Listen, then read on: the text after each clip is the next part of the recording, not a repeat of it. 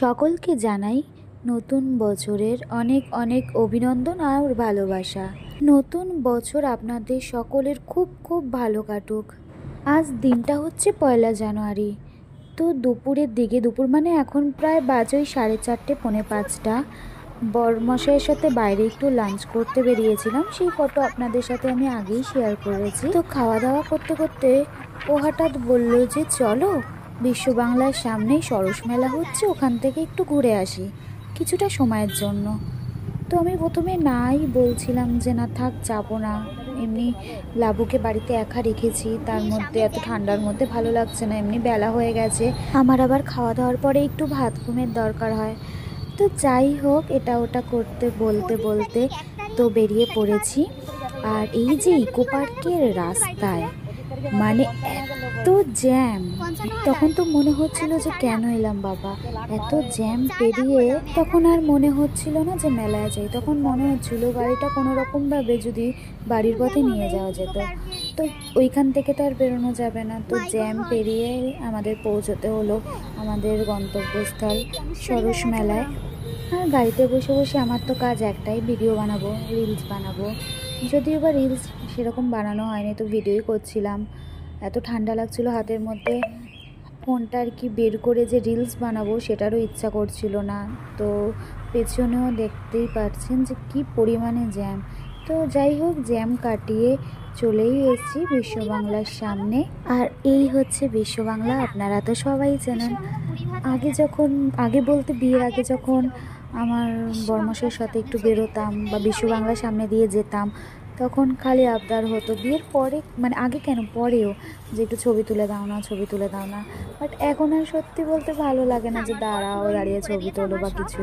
আর বিয়ের পর যেহেতু আমি এই বিশ্ব বাংলার কাছাকাছি থাকতাম, তো যখন আগে অফিস যেতাম ডেলি যাতায়াত হতো এখান থেকে, তারপর মাঝের মধ্যেই এসে এখানে বসতাম। তাই আর এখন এখানে দাঁড়িয়ে ফটো তোলার আগ্রহটা সেরকমভাবে আর নেই। তো দেখুন, কথা বলতে বলতে আমি মেলাতেও কিন্তু চলে এসেছি। তো এখানে পার্কিংয়ের জন্য বরমশাই জায়গা করছিল, তো এই দিকটা তো পায়নি, কিন্তু সঙ্গে সঙ্গেই একজন গাড়ি নিয়ে বেরোলো, সেখানে জায়গাটা ফাঁকা হয়ে গেছিলো বলে ওইখানেই পার্কিংটা করে দিল। তো এবার আমরা মেলায় ঢুকে যাচ্ছি। তো মেলায় ঢোকার মুখেই আমার আবদার যে আমি ব্যাগ কিনবো, ব্যাগ কিনবো। আমার তো মেলায় আসলেই খালি এটা কিনবো, ওটা কিনবো, সেটা কিনবো করতে ইচ্ছা করে, মানে করতে ইচ্ছা করে না, আমি কিনিও। তার জন্য আমার বর আমাকে কোথাও নিয়ে যাক আর না নিয়ে যাক, আমাকে মেলা মানে নিউ টাউনে যে মেলাগুলো হয় সেখানে কিন্তু নিয়ে যাবেই যাবে। আর 2 বছর হস্তশিল্প মেলায় গেছিলাম, ডিসেম্বরেই হতো হস্তশিল্প মেলাটা।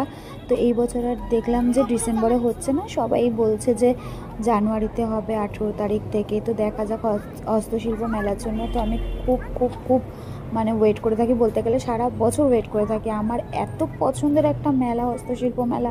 আপনারা আমার মতো কে কে আছেন বলুন তো, যে হস্তশিল্পের মেলার জন্য এরমভাবে ওয়েট করে থাকেন আর খুব খুব খুব পছন্দ করেন হস্তশিল্পের মেলা। আর আমার মেলার ঢোকার মুহূর্ত থেকে তো শুরু হয়ে গেছে, এটা কিনবো, ওটা কিনবো, সেটা কিনবো, এই করব সেই করব।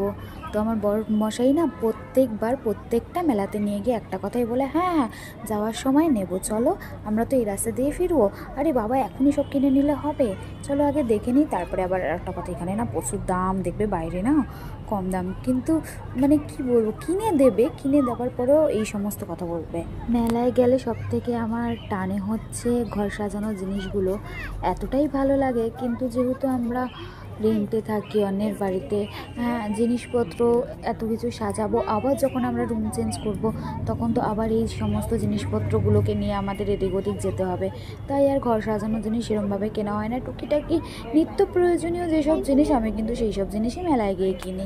আর এই যে আমি চলে এসেছি গাছ কিনতে। আমি ভেবেছিলাম যে একটা লঙ্কা গাছ কিনবো, একটা লেবু গাছ কিনবো, কিন্তু আমার বরের কাণ্ডটা দেখুন যে আমাকে কি গাছ কিনে দেবে।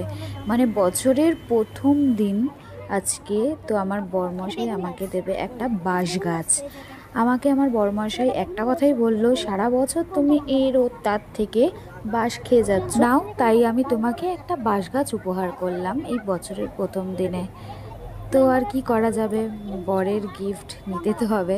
তো যাই হোক, আমার একটা এই বাঁশ গাছের দরকারও ছিল। আমি যখন আগে মানে যেখানে থাকতাম সেখানে যে বাঁশ গাছটা ছিল সেটা ওই রুম চেঞ্জ করার সময় নষ্ট হয়ে গেছিলো, তো তাই মেলাতে বাঁশ গাছটা পেয়ে আমরা নিয়ে নিলাম।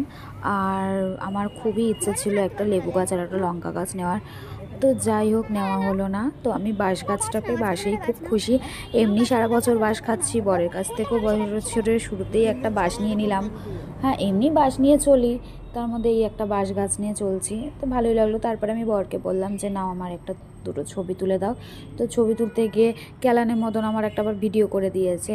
তো যাই হোক, ভালোই হয়েছে, ভিডিও করে আমি নিজেকে পুরোটা দেখিয়েও দিলাম। তারপরে এখান থেকে কয়েকটা ওই সেই মানে একটু স্ট্যান্ডের মতো আছে যেখানে ওই গ্লাস ফ্লাস রাখে, গপুর জন্য কিনলাম। আর এখান থেকে আমি গপুদের জন্য ছোটো ছোটো করা টেডি বিয়ার কিনেছি। সামনে যে টেডি বিয়ারগুলো সেটা নিয়েছি, আর এই টেডি বিয়ারটা নিয়েছি হচ্ছে গুজের জন্য। মানে এটা আমি নিইনি, আমার বরমশাই এই টেডি বিয়ারের দোকানটা দেখে ঢুকে গপুদের জন্য আর গুজের জন্য এই টেডি বিয়ারটা নিল।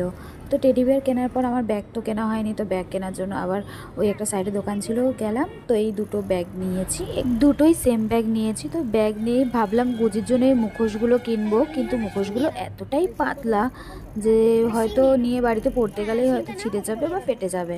তাই এই ভাবলাম যে শিংগুলো নিয়ে নিই, শিংগুলোতে লাইট জ্বলে ওকে পরাবো, পরে একটু বসিয়ে রাখবো, আনন্দও পাবে হেয়ার ব্যান্ডের মতো।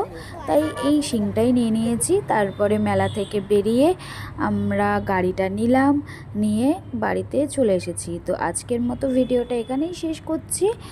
দেখা হবে আবার একটি অন্য কোনো ভিডিওতে। আপনারা সবাই খুব খুব ভালো থাকবেন, সুস্থ থাকবেন এবং সাবধানে থাকবেন। Tata, bye bye.